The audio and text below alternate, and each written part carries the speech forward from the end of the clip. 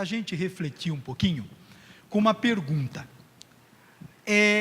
O que nós somos? Quem somos nós? Aí, pastor, como assim? Não entendo. Quem nós somos? Para o mundo, estou falando em relação ao povo de Deus, a igreja.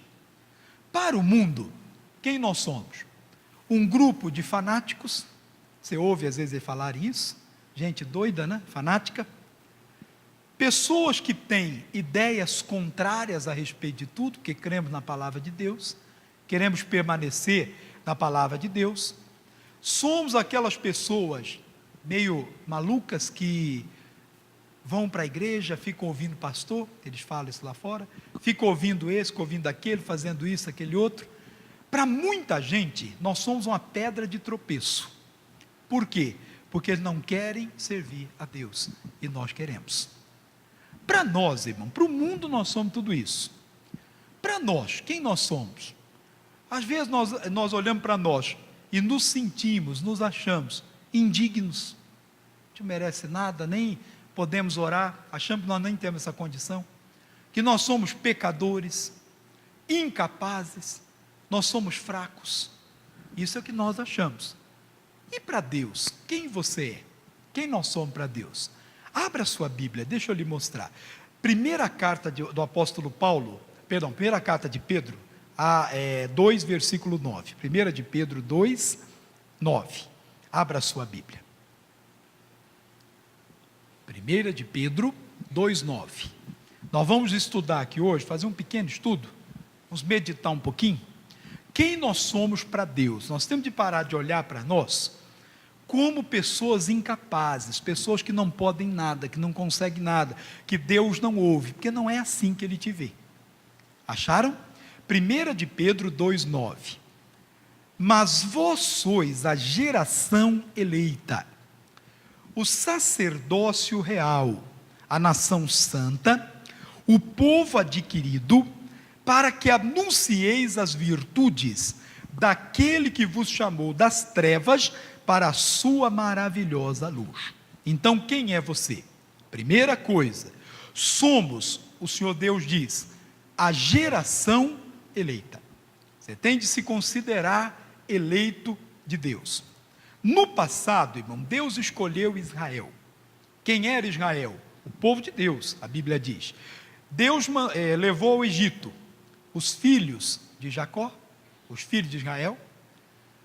A princípio foi uma grande bênção, prosperaram naquele lugar, até que veio um faraó que não conhecia o José, começou a oprimir o povo, e o povo de Deus tornou-se uma grande nação, com milagres de Deus, com mão forte, Deus tirou eles do Egito, conduziu pela terra prometida. Esse era o povo de Deus. Mas hoje, eu e você, fazemos parte dessa nação santa, dessa geração eleita. Deus não trata hoje, irmão, com uma raça, Deus trata hoje com a geração que Ele escolheu, ou seja, toda pessoa que reconheceu Jesus como Salvador, que o aceitou como seu Salvador, que escolheu ser de Jesus, essa pessoa tornou-se parte desse povo de Deus, dessa geração eleita, e é assim que você é. Deus lhe escolheu e Deus te capacita, irmão, a ser o povo que Ele quer, a viver da maneira que Ele quer. Nós só temos de acreditar em tudo aquilo que Ele fala conosco. Nós somos a geração eleita. Pastor, eu sou um qualquer, um pecador, é alguém que Deus perdoou, que só pela misericórdia eu vou entrar no céu. Não, pare de se enxergar como alguém que não presta, que não tem valor. Você tem de olhar como Deus te olha, irmão, e lembrar todo dia, Deus me deu o privilégio em Jesus, no dia que eu o aceitei, de fazer parte do povo de Deus, da geração que Ele escolheu, do povo que é dele. Então você é geração eleita. Outra coisa que Ele fala de nós aqui, que nós somos o sacerdócio real, sacerdócio verdadeiro. O sacerdócio verdadeiro, real, não é aquela pessoa que se dá um título e diz: eu sou sacerdote de Deus, eu sou ministro de Deus, e ele põe isso na cabeça. O homem gosta de título para si, irmão. Nós temos que nos enxergar e ser o que Deus fala de nós. Você é o sacerdócio real. Quem era o sacerdote, irmão? Essa palavra, sacerdote, significa sacrificador. Então nós temos que atentar para essa palavra.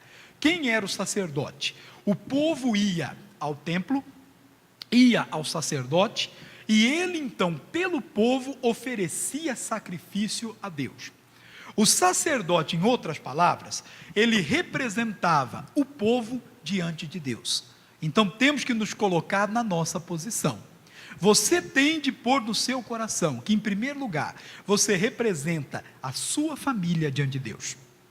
Temos a função, a missão, de sendo geração eleita do Senhor, representar, levar as pessoas diante de Deus e representá-las diante do Senhor, interceder por elas, orar por elas, em nome de Jesus. É triste quando nós vemos o Filho de Deus, às vezes fazer até piada, irmão, com aquela pessoa que está debaixo de um sofrimento. Às vezes a gente vê, até na igreja a gente vê essas coisas, irmão. A pessoa chega na igreja com sofrimento, às vezes tem uma doença, às vezes tem um problema, e um problema às vezes de ordem moral até que a pessoa tem. Coitado, ele precisa de uma mudança de vida. Todos nós precisamos da misericórdia de Deus. Uns erraram mais, outros erraram menos, não é assim? Outros aparentemente não erraram nada, mas precisamos da misericórdia de Deus. E aquela pessoa que chega na igreja, às vezes com um jeito diferente do nosso, de falar diferente do nosso, que se comporta diferente do nosso, não é missão do sacerdote ficar rindo dela, não é missão do sacerdote criticá-la. A missão do sacerdócio de Deus é levar essa pessoa a Deus em oração, representá-la, travar uma batalha por ela diante de Deus, para que ela fique abençoada. Faça isso pela sua família. Faça isso por aquela pessoa no trabalho que você sabe que é tão cheio de problemas, que às vezes traz até problema para você.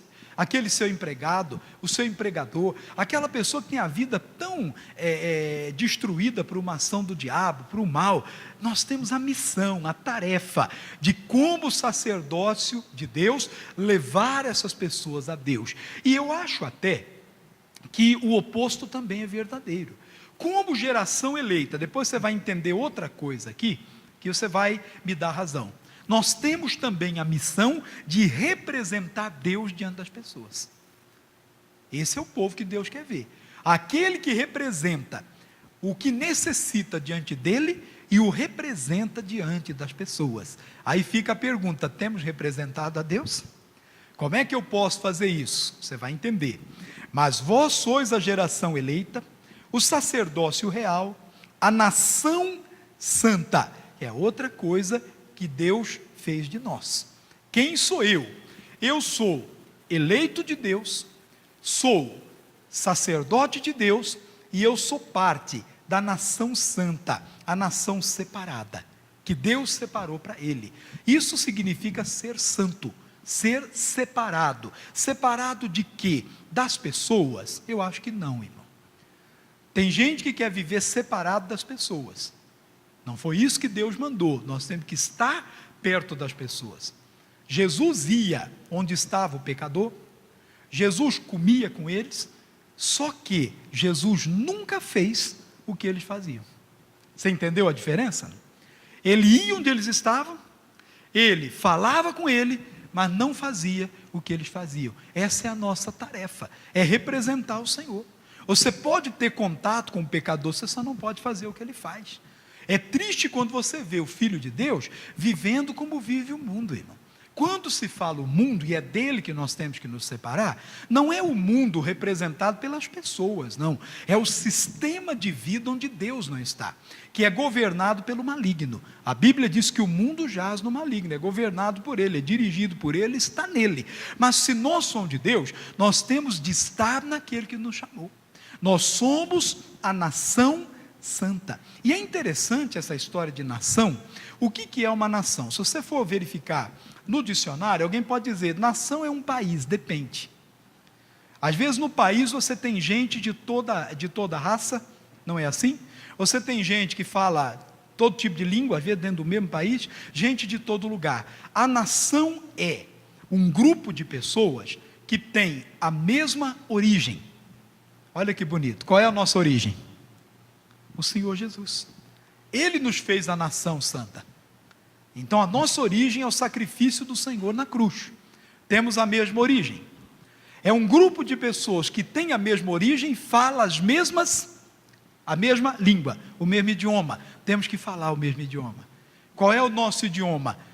Porque no povo de Deus tem árabe, tem palestino, tem judeu, tem chinês, japonês, coreano, tem americano, tem brasileiro, tem argentino também. Tem de todas as nações lá, no povo de Deus. Qual é o nosso idioma? O idioma do céu, querido, a palavra de Deus. É isso que nós temos de falar. Esse é o nosso idioma. Esse é o que nos faz uma nação diante de Deus, um povo diante de Deus.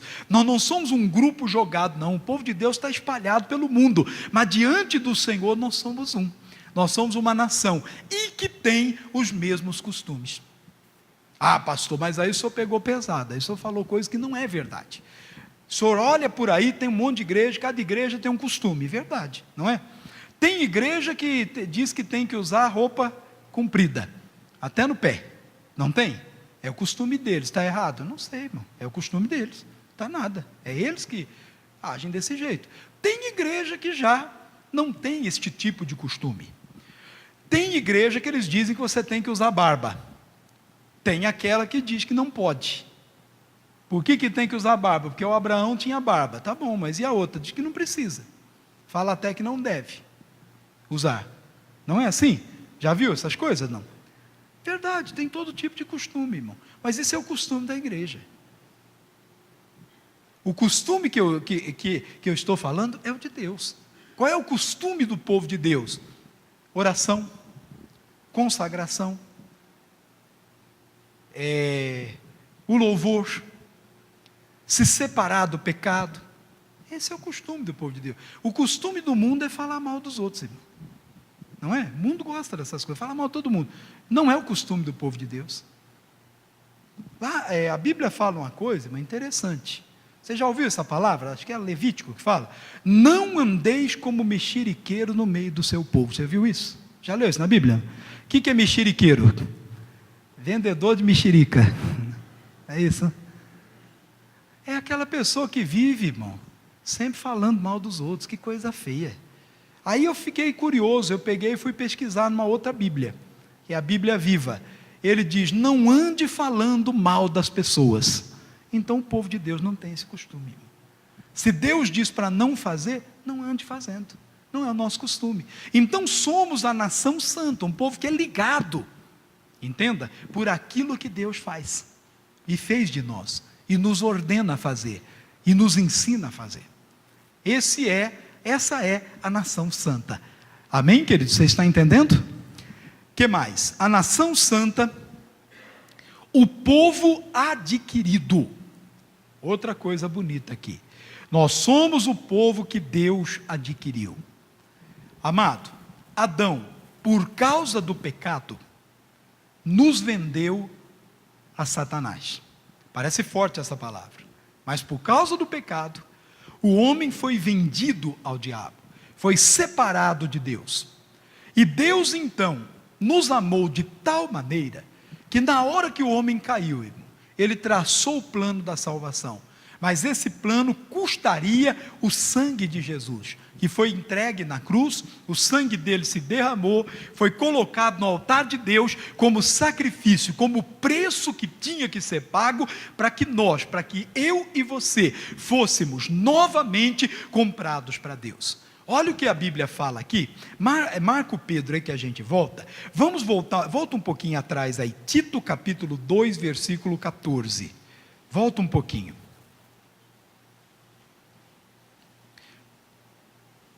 antes de Hebreus, depois de 2 a Timóteo, Tito capítulo 2, versículo 14,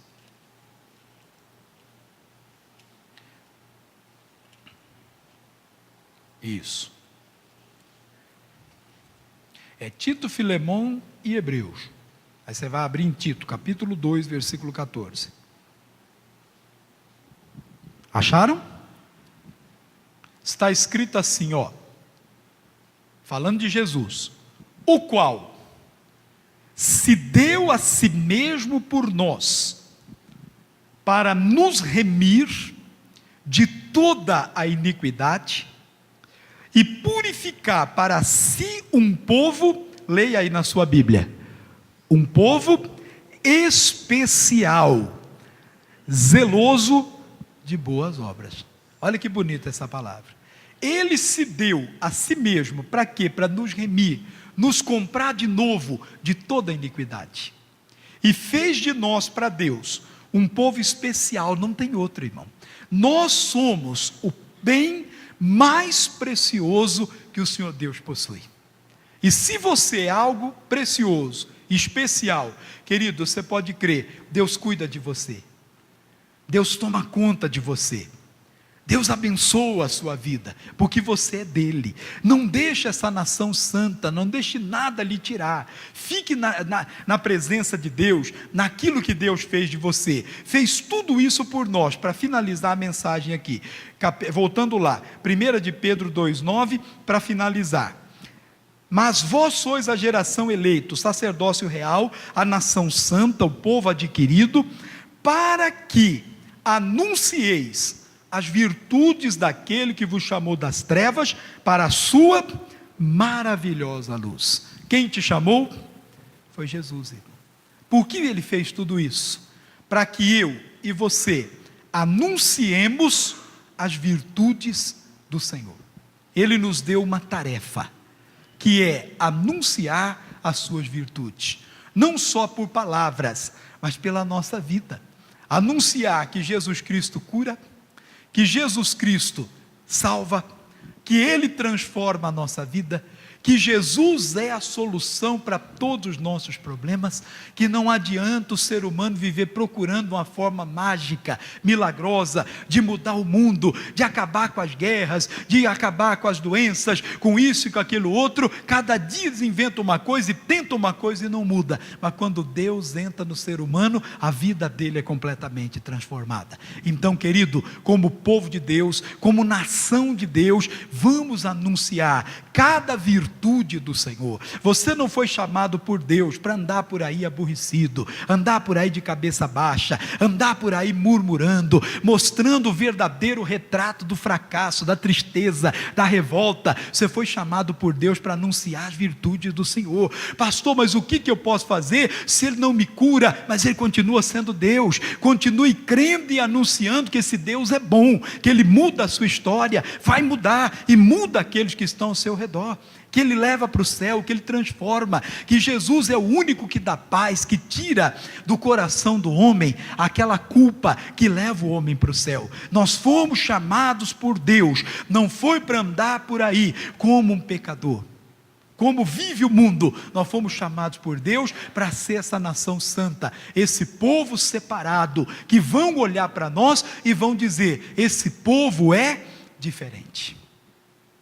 Temos de viver onde quer que a gente vai, irmão, como aquela viúva, ou aquela mulher, perdão, que diz para o marido dela, do Eliseu, observava todos os dias o Eliseu passando por ali, passava por lá, e ela diz para o marido: olha, eu estou observando esse homem, e esse que passa por aqui, passa por nós, é um santo homem de Deus. Ela não sabia quem era Eliseu, irmão, mas a maneira dele viver, dele mostrar, dele proceder, mostrava que ele era uma pessoa diferente.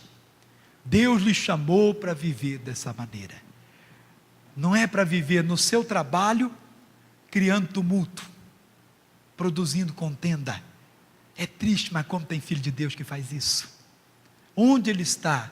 Parece que ele foi chamado para ser o estopim de uma guerra. Você foi chamado para ser um homem de paz, uma mulher de paz. Às vezes causa tumulto onde ele vai, irmão. Semeia contenda.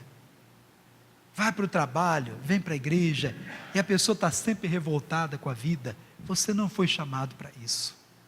Foi chamado para anunciar as virtudes do Senhor.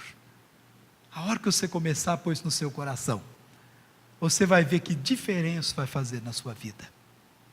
Pastor, Deus vai me curar por isso? Eu não sei. Se você crê que pelas feridas de Jesus você foi curado, Ele vai lhe curar. Mas eu sendo curado ou não, eu fui chamado para ir para o céu. Não estou dizendo que Ele não faça, Ele cura. Se você crer, você verá a glória de Deus. Pelas feridas do Senhor Jesus, fomos sarados. Pare de murmurar.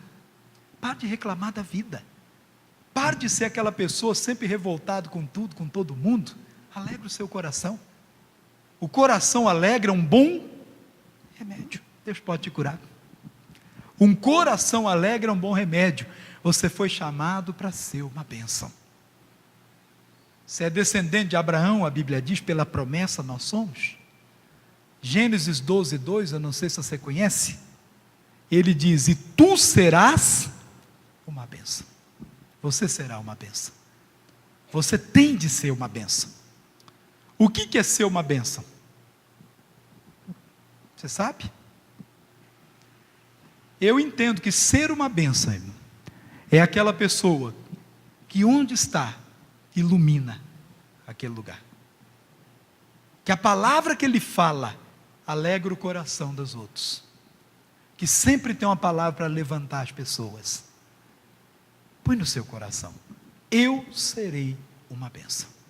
Onde eu for, no meu trabalho, na minha família, na minha igreja, onde eu for. Temos de ser pessoas, irmãos, que sempre deixa saudade. Onde você for, você tem que ser uma bênção. Fala: nossa, aquele rapaz faz tempo que eu não venho aqui, era tão bom falar com ele, não é? O triste é quando não deixa, irmão. Não tem o rei na Bíblia, que a Bíblia fala? Foi sem deixar de si saudade. Pelo contrário, disseram: graças a Deus, acabou, estamos livres. Eu falei que uma vez eu fiz um enterro, irmão. Isso é missão de pastor. Pastor tem que fazer casamento, não é? É gostoso fazer casamento, é alegre, não é? Pastor tem que fazer festa também, tem que fazer. Mas pastor também tem que chorar com os que choram. Tem que ir lá. E eu cheguei no velório, irmão, olhei assim, tinha umas 4, 5 pessoas lá. Vamos ser injustos não, tinha umas 10 pessoas. Eu falei: irmã, mas tem família para chegar aqui ainda? A gente espera, né? Apesar de estar quase na hora. Ela falou: não, pastor, é só isso mesmo. Eu falei: ué, que negócio é esse? Eu tive de ajudar a carregar o caixão. Pra você ter uma ideia. Não tinha gente para carregar o caixão da mulher. Aí eu perguntei depois para um familiar: por que isso? É tão pequena assim a família?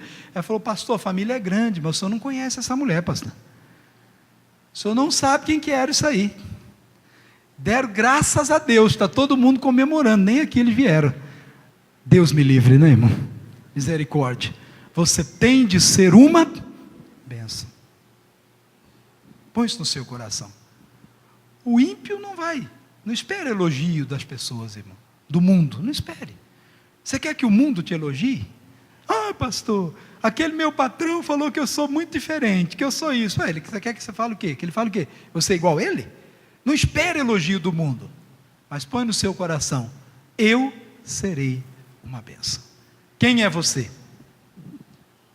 Você é a geração eleita. Diga: Deus me escolheu. O sacerdócio real, a nação santa, o povo adquirido, para que anuncieis as virtudes daquele que vos chamou das trevas para a sua maravilhosa luz. Glória a Deus.